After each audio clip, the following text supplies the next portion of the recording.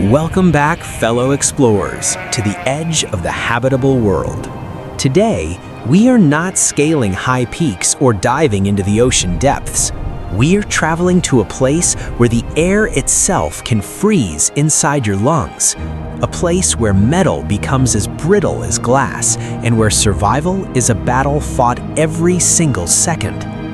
Welcome to Oymyakon, Siberia, the pole of cold, where temperatures plunge to minus 65 degrees Celsius. Based on the footage we've just captured, let me tell you the story of a life or death day in the life of a Yakut elder, some of the toughest human beings I have ever met.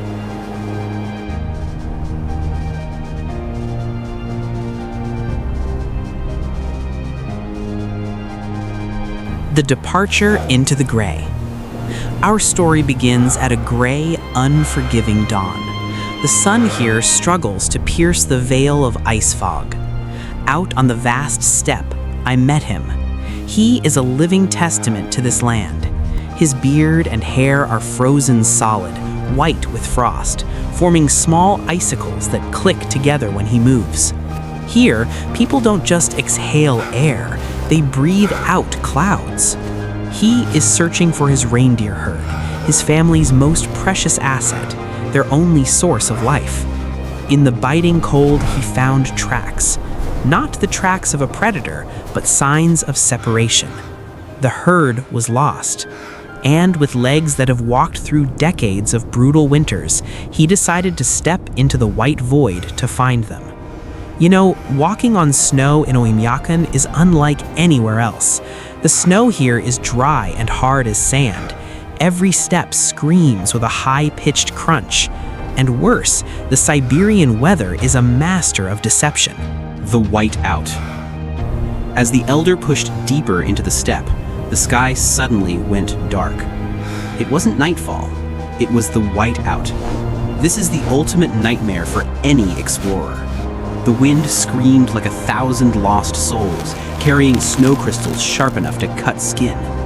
Watching him through my long-range lens, my heart tightened. He stumbled. He missed a step and nearly fell. Visibility dropped to 0. His hood was caked in snow. He shielded his face, fighting just to draw breath in the gale. This is where the Yakut spirit shines. When modern technology fails, he pulled out an old, weathered compass. The needle shook violently in the wind, just like his own trembling purple hands. He had to stop. He knelt in the snow just to keep his balance. The cold was beginning to invade, eating away at his will. He pulled out a piece of dried meat, hard as a rock, and forced himself to chew. It wasn't just food, it was fuel to keep his body generating heat. If he stopped moving, he would die. Signs of life. The blizzard vanished as quickly as it had arrived, leaving behind a world that was blindingly white and terrifyingly silent.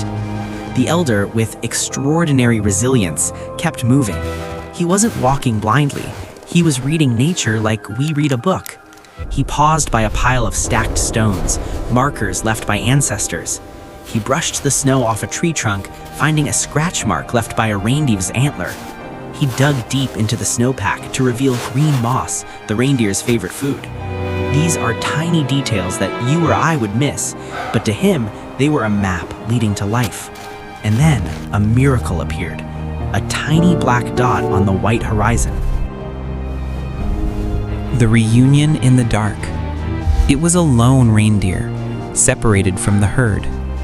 The moment the elder ran to it, stroking its thick fur, I witnessed a magical connection.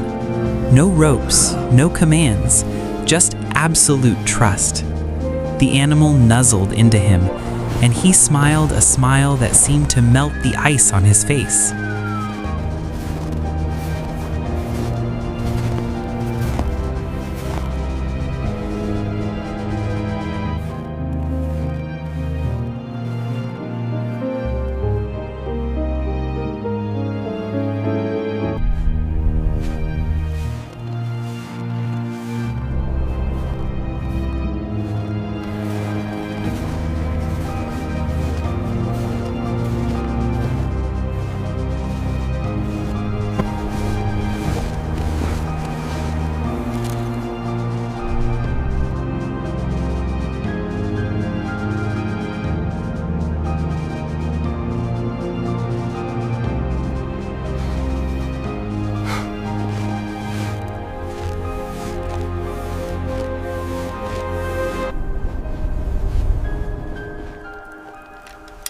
Night fell over Siberia, beautiful but haunting.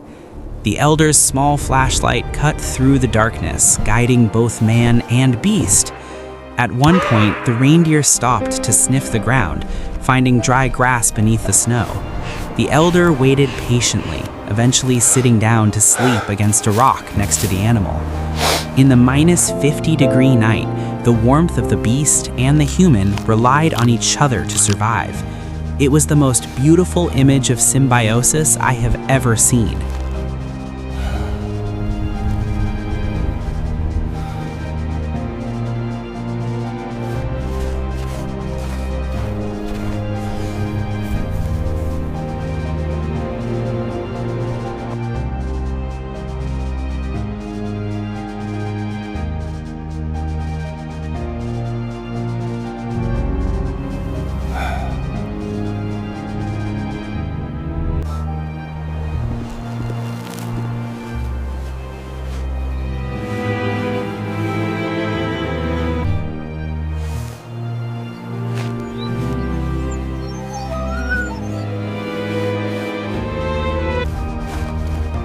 Sunrise and the return. Dawn in Omiakan paints the sky in brilliant pinks and oranges, signaling the return of life. The elder and his four-legged companion continued their journey, crossing treacherous frozen streams where one slip could mean a broken bone. And then, in the distance, the massive herd appeared. The lost reindeer ran toward its kin, and the elder stood there, arms wide, waving like a father welcoming his children home. His mission was complete. The herd was safe, and he could finally go home.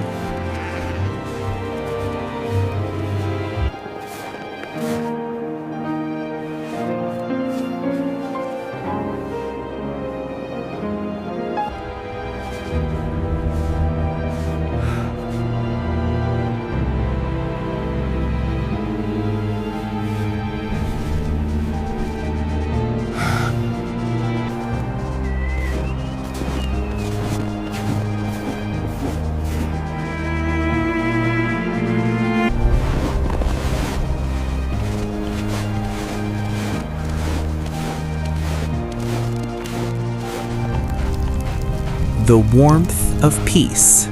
The end of this journey wasn't marked by applause, but by the quiet of a small wooden cabin.